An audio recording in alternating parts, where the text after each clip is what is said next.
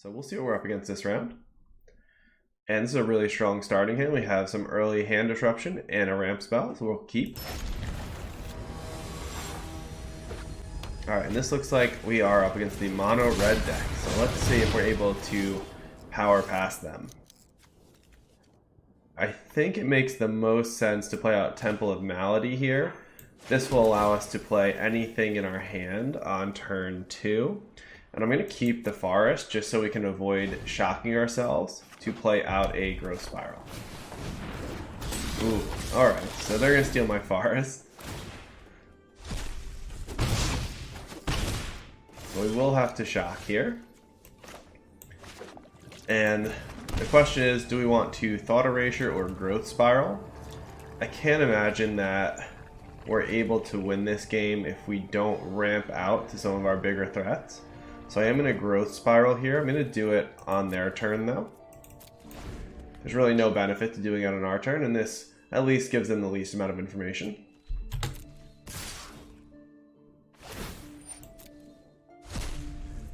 And luckily for us, they've just been hitting lands with the Robber of the Rich.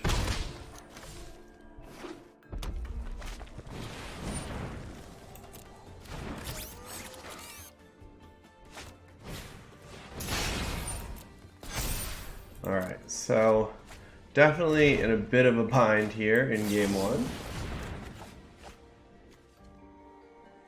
I think we want to scry. And we don't want another Thought Erasure. Okay, and I'm going to try to get Uro going. Gains us a little bit of life and helps us ramp, but we are definitely in a tough spot here. We can shock twice to Thought Erasure, but that does not seem worth it.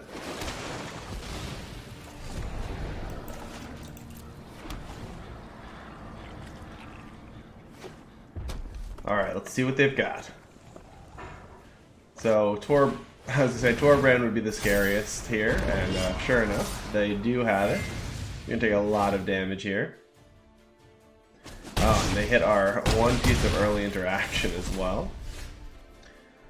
So, don't believe that we have a way out of this. Let's go ahead and draw a card with Growth Spiral. Alright.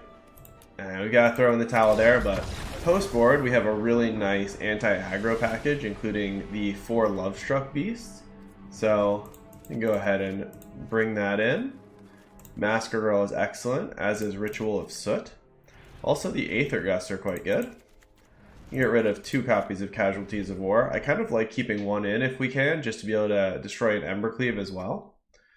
And certainly Atris is unnecessary.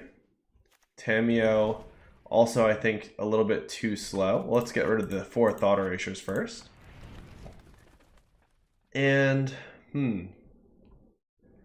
actually, this setup looks pretty good. I think having access to 1 Casualties of War is nice, and Tamiyo gets our Uro back very, very quickly. So, since we're able to bring in our entire anti-aggro package, I don't think we need to cut anything else. Alright, so definitely playing first, and we have a Lovestruck Beast in our opener as well as an Uro, so I feel pretty confident going into this game.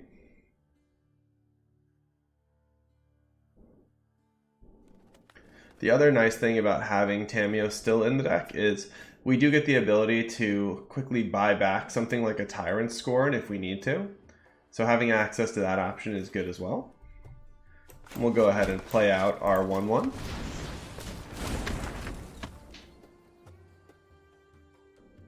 And then depending on what they're able to get down on the board, ideally we'd like to Uro on turn 3, unless we really have to play out the 5/5.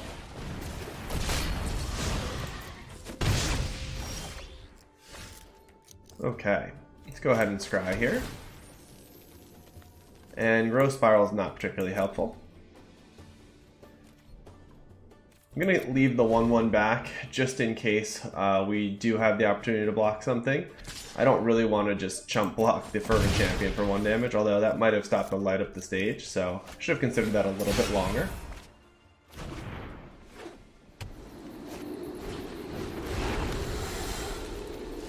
Okay. And here, I am just going to shock and play out Uro. Gaining the 3 life back and ramping up to 5 mana feels really strong. And the fact that we now have a Nissa seems really good as well. The plan will be to block the Scorch Bitter with the 1/1 if we're given the chance. So they may Anax to get the additional token off of this, but that's alright. Okay, so we're going to keep it back. And Massacre Girl is the perfect answer here. This is going to clean up really nicely because the triggers will keep going once the tokens are generated. So let's go ahead and run this out.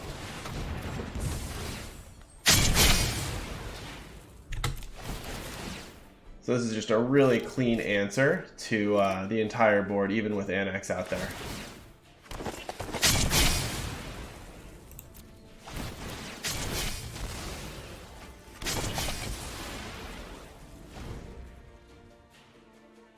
And being at 18 life with a nice mana advantage and some really good threats, feels like it's going to be hard for us to lose this game. Okay. So I think we're going to start out by playing Nissa. We can actually start attacking now with both of our creatures. And then we are going to Aether Gust on their turn.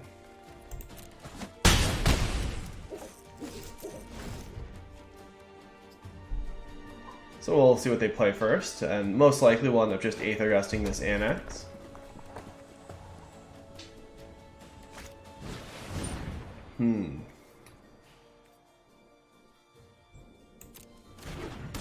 So we have an interesting option here of allowing them to attack with the Robber of the Rich and then blocking the Anax after we Aether Gust it. That would be a way to clear out the Anax. Alternatively, they may just attack with only Anax. Let's give them a chance to make a mistake here.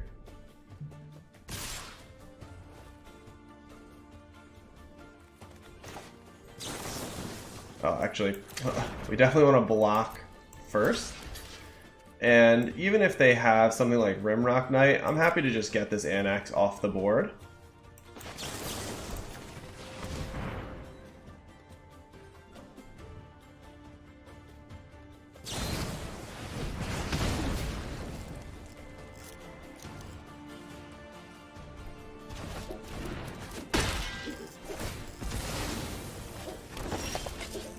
And we're in a position now where we can actually really start pressuring them.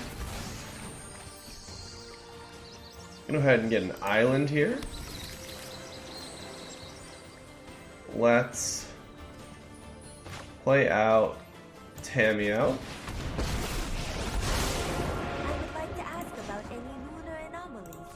Alright, they've seen enough there. So on to game 3. And I think the setup makes sense on the play and on the draw. I don't really see anything else that I want to bring in. So let's run it back. Alright, well, yeah, Massacre Girl. Alright, they've just gotten back in time, so we will get to play game 3. I'm gonna definitely keep this. So we've got the early Lovestruck Beast. And the ability to ramp on turn 3.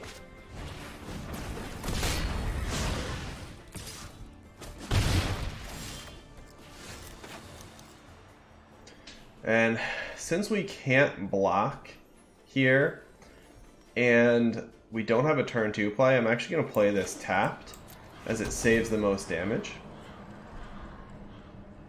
If we draw exactly a Growth Spiral, this might end up not working out well, but other than Growth Spiral and maybe Tyrant Scorn, I think this makes a lot of sense. Okay. Let's go ahead and play the 1/1 out, attempt to block the Rimrock Knight with it. And do we want Nissa? Next turn we'd ramp, and then the turn after that we would play Nissa. Really want to find a Massacre Girl. I do think Nissa is a good enough draw though, because if it survives, we can then play a large Hydroid Krasis to refill and also gain some life.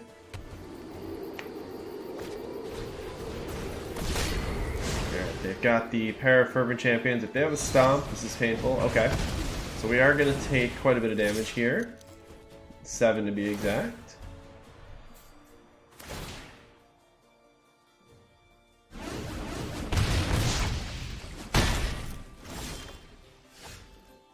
Okay, so we have a big decision here. I would like to play out Uro instead of the Lovestruck Beast.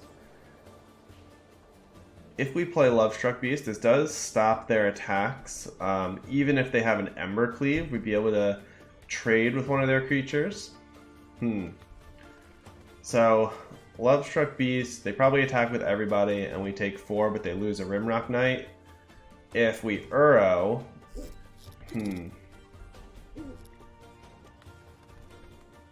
I'm going to play it a little bit cautiously. If they have something like Torbrand and we don't play the Lovestruck Beast, we're just dead.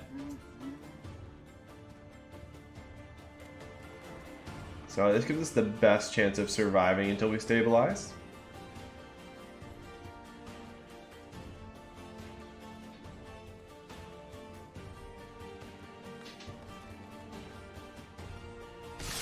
Okay. And obviously we were expecting the attack with everybody. Again, even if they Ember Cleave here, we're at least going to be able to trade. And if they have another Rimrock Knight, we'll also trade. And if they have nothing, then we get to get rid of one of their creatures, which feels really good. Maybe a Stomp. Oh, just to light up the stage. Okay. So that worked out really well. I'm really glad that we chose to play the Lovestruck Beast there. And here... I think it makes the most sense to play out Uro, gain some life back, ramp us to Casualties of War. Let's go ahead and scry. Oh, Massacre Girl is perfect. We're going to leave that on top. And now we're really just hoping that they do not have the Robber of the Rich to get rid of our Massacre Girl, but even if they do, we have Casualties of War, and man, that's going to look really good on this next turn.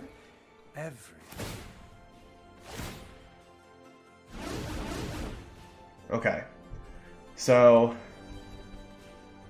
we can block one of the Fervent Champions, and then that leaves our Lovestruck Beast alive, or we can block Annex here. I think we just need to save as much life as possible. That will give us the best chance of winning.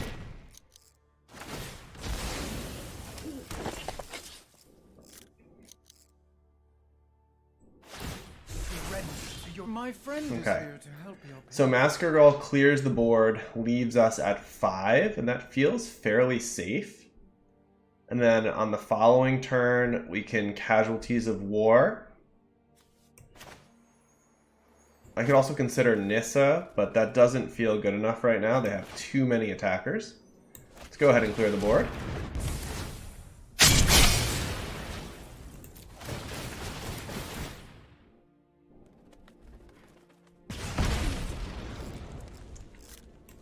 And then I wonder if we're able to both Nissa and Casualties next turn and then play a huge Hydroid Krasis once the Tybalt is gone. Okay, so let's start out by playing our land, and we've got to do a little math.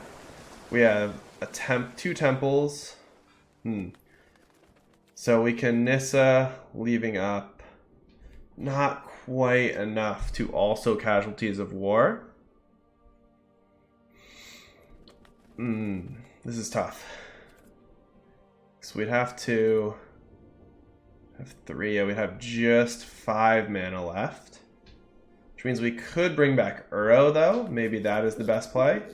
Nissa into Uro. And let's definitely tap this temple here.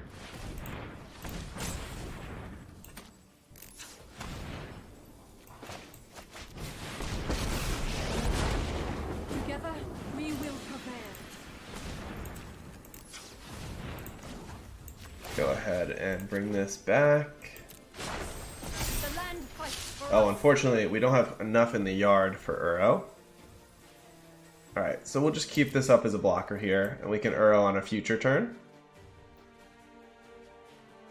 And I see no reason to attack Tybalt right now, because we can Casualties of War it. I like having 2 blockers back.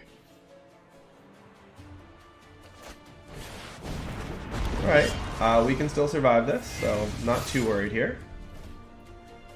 This is going to, unfortunately, get rid of our land, and we are going to go to 2 life. I don't see a different way to... Oh, we can... Actually, we should block like this for sure.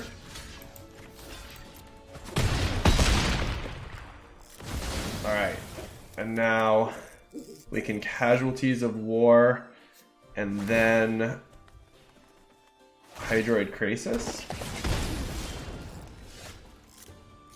Go ahead and start with Casualties. Land Planeswalker Creature.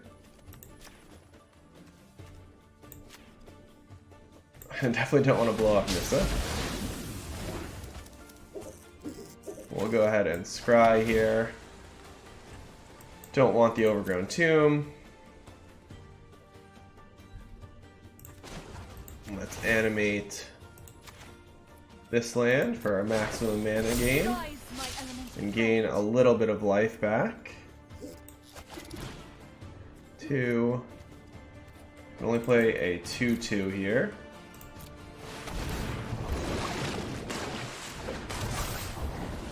Alright, hopefully this is enough.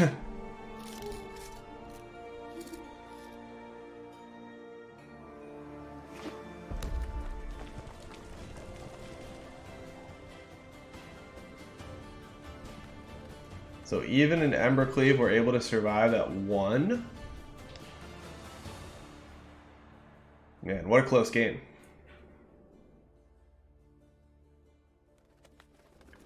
But the good news is if we can get one more card in the yard, we can bring back, I guess 2 more cards. We can bring back Uro. Alright, so let's take out the permanent creatures here.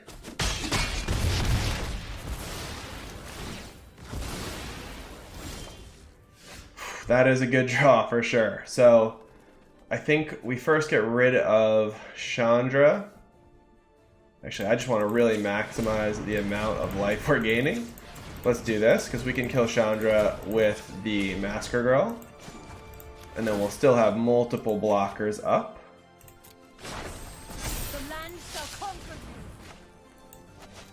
you. Okay. So we can do this. Do we want to do it for 8 or 9? Let's just go for 8 here. I don't see any benefit to going for 9. And depending on what we draw, we may be able to play something else out, like a Love Struck piece. Alright, so down to the wire, but we were able to navigate that one. Hopefully you enjoyed that. If you did, consider a like and a subscribe, and I will see you for the next round.